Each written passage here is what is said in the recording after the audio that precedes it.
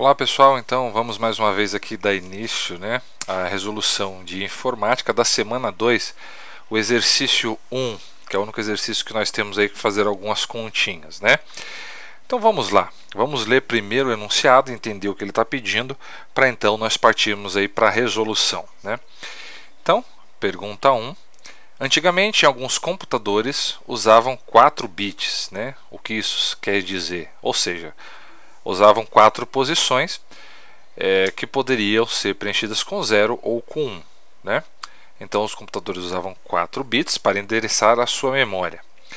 Nesse esquema, um total apenas de 2 elevado a 4, Aqui ele esqueceu de colocar dessa maneira, ou seja, 16 posições de memória podiam ser endereçadas e assim efetivamente usadas, Então o que ele quer dizer com esse 2 elevado a quarta potência ser 16 posições?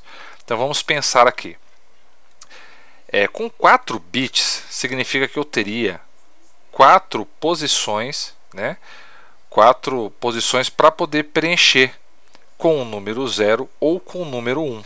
Ou seja, para cada uma dessa posição, eu teria a possibilidade, 2 possibilidades aqui, 2 possibilidades aqui no segundo, 2 possibilidades no terceiro e 2 possibilidades no quarto. E por que 2 possibilidades? Aqui eu posso colocar 0 ou 1. No segundo eu posso colocar 0 ou 1 também. No terceiro 0 ou 1 e no quarto 0 ou 1. Em termos de probabilidades, em termos de possibilidades, o que a gente poderia ter? 2 possibilidades aqui, vezes 2 possibilidades aqui, vezes 2 possibilidades aqui e vezes 2 possibilidades aqui.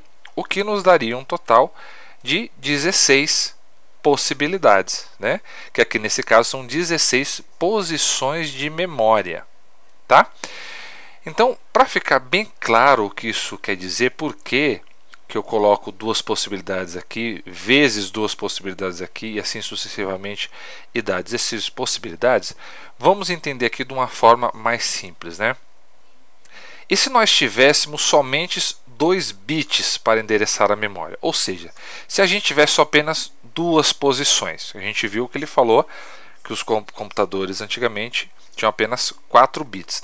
Então suponhamos que tivesse somente 2 bits. Quantas memórias poderiam ser endereçadas? Qual a quantidade total de endereçamento? Então a gente poderia ter 2 aqui e 2 nesse segundo, que daria um total de 4. Que é 2 vezes 2, 4. Tá certo? O que isso quer dizer? Isso quer dizer o seguinte, que uma primeira possibilidade eu poderia ter o endereço 0, 0. É a primeira possibilidade, 0 aqui na primeira e 0 na segunda. Uma segunda possibilidade seria permanecer o 0 aqui e a gente ter a posição 1. Então a gente teria 0, 1. Outra possibilidade seríamos ter 1 aqui no lugar do 0 e 1 aqui permaneceria. A gente teria a posição 1, 1. E a quarta e última possibilidade seria ter a posição 1, 0. Ou seja, nós teríamos um total, havendo 2 posições, nós teríamos exatamente 4 endereçamentos possíveis. Cada agrupamento desse aqui, nós teríamos uma informação diferente, um endereço de memória diferente, certo? Por isso que é 4, tá certo? Então aqui vocês podem ver que não existe outra forma de preencher isso daqui, Ou é 0, 0, ou é 0, 1, ou é 1, 0, 1, 0, ou é 1, 1, Então essas são as 4 possibilidades. Então voltando aqui para o exercício, o que ele pede? Ele fala que os computadores antigos tinham 4 e, portanto, 16 posições de memória. Agora ele pergunta, com uma arquitetura que usa 32 bits para endereçar a memória, quantas posições podem ser acessadas? Bom, aí a gente tem então 32 bits, ou seja, 32 desses lugares aqui que eu posso preencher, Sendo que cada um desses lugares eu posso colocar 2 possibilidades, ou 0, 1, ou 0, 1, ou 0, 1. Multiplicando todas essas possibilidades, eu vou ter 2 vezes 2, 4, 2 vezes 4, 8, assim sucessivamente. Ou seja, eu vou ter o número 2 elevado à potência 32, ou seja, o 2 multiplicado por ele mesmo 32 vezes, tá? Isso daqui já pode ser uma resposta final, né? Porque ele pergunta quantas posições de memória, né, podem ser acessadas. Bom, podem ser acessadas 2 elevado a 32. Como a gente não sabe como o professor pode cobrar isso, né, qual é a resposta, a gente pode colocar também esse resultado 2 elevado a 32, evidentemente feito na calculadora, vai dar para a gente 4.294.967.296 posições de memórias podem ser acessadas com 32 bits. Né? Então a gente vê que passou de 16 posições para 4 bilhões, né? Mais de 4 bilhões. Vê como aumentou. Né? Por isso que quando a coisa aumenta muito, nós falamos que aumenta exponencialmente, porque aumentar exponencialmente é justamente esse salto, né, de 2 elevado a 4, que dava 16, para 2 elevado a 32, que passa dos 4 bilhões. Né? Então a resposta do item A é 2 elevado a 32, ou esses 4.294.967.296. Tá certo? No item B, ele coloca assim: se cada posição é usada para armazenar um byte, quantos bytes podem ser endereçados? Dê a sua resposta em termos de gigabytes. Então, assim, se cada posição é usada para armazenar um byte, então o número de posições seria a quantidade de bytes, ou seja, 4 bilhões e esses quebrados aqui, né? Então essa seria a resposta certa. Só que ele quer a resposta em termos de gigabytes. Então o que a gente vai ter que fazer? A gente vai ver quantos gigabytes existem nesses 4 bilhões de bytes, né? Então a gente tem essa tabelinha aqui, né, de correspondência, que a gente tem que 1 gigabyte ele tem 2 elevado a 30 bytes, né? Então, assim como a gente tem 8 bits, a gente tem 2 elevado a 0, ou seja, 1 byte, a gente vai ter 2 elevado a 30 para 1 gigabyte, né? Ou seja, 1 gigabyte é a mesma coisa que 1024 megabytes, tá? Então 2 elevado a 30. Que daria, né, 2 elevado a 30, daria assim 1.073.741.824 bytes, né? E a gente dividindo esses dois números, nós teríamos então a quantidade total em gigabytes, certo? Ou seja, a gente divide a quantidade total pela quantidade que é cada um dos gigabytes, né? A gente teria a quantidade em gigabytes.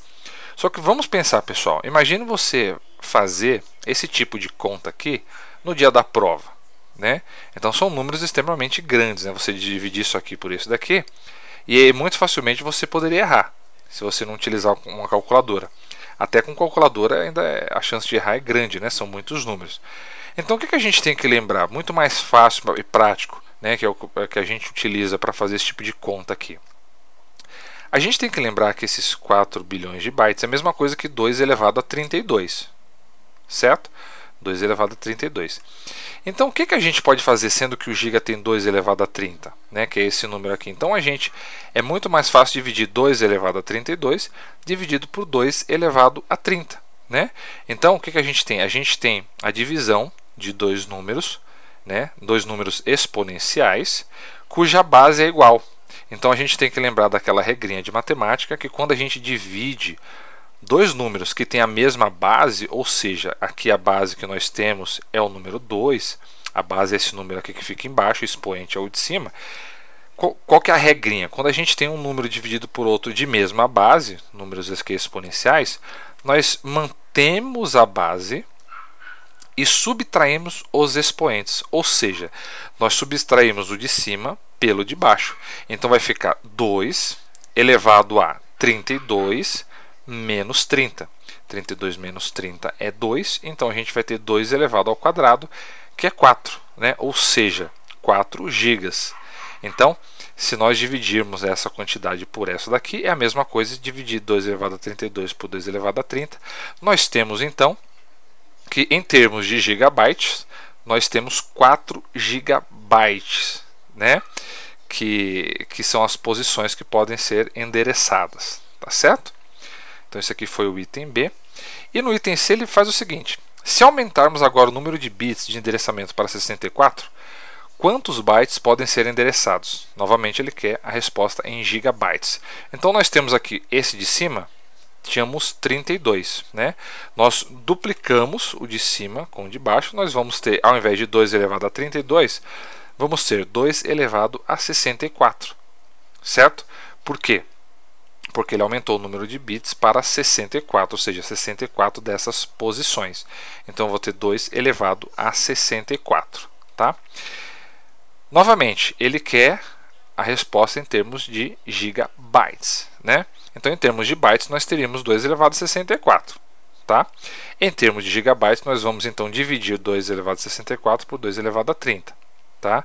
Mais uma vez, nós mantemos as bases e subtraímos os expoentes, vamos ter 2 elevado a 64 menos 30. Isso aqui vai dar para a gente 2 elevado a 34, certo? Essa já é uma resposta final.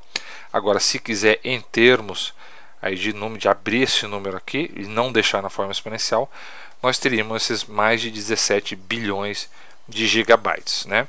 Então vocês veem aí o poder do número exponencial.